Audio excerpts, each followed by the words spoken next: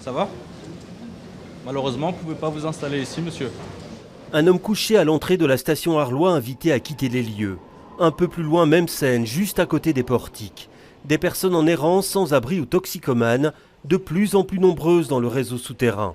Les plaintes des voyageurs se multiplient, les risques d'accident également. L'hiver dernier, on a eu énormément d'intrusions dans les voies, intrusions dans des locaux techniques très sensibles, très importants. S'il y a un problème dans ce local technique, le réseau est à plat.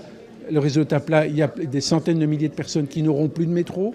Donc il y a quand même des conséquences importantes à cette présence en station. Face à ce phénomène, la STIB a décidé de renforcer ses patrouilleurs sécurité.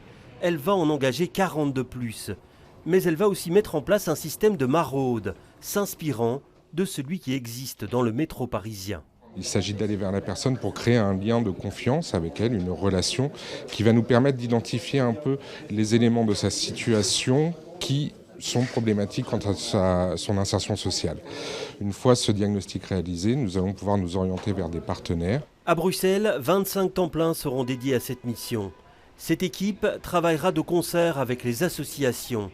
Certaines collaborent d'ailleurs déjà avec la STIB dans l'accompagnement des toxicomanes. Au niveau des consommations, par exemple, il y a eu un changement. Il y a beaucoup plus de personnes qui consomment du crack. Ça nécessite d'autres types de réponses que ce qu'on pouvait faire auparavant avec des problématiques d'héroïne. C'est pas la même chose.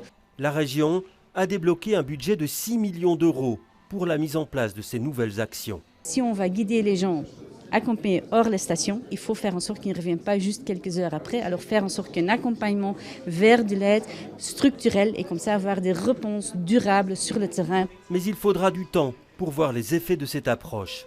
La STIB se donne entre 9 mois et 1 an.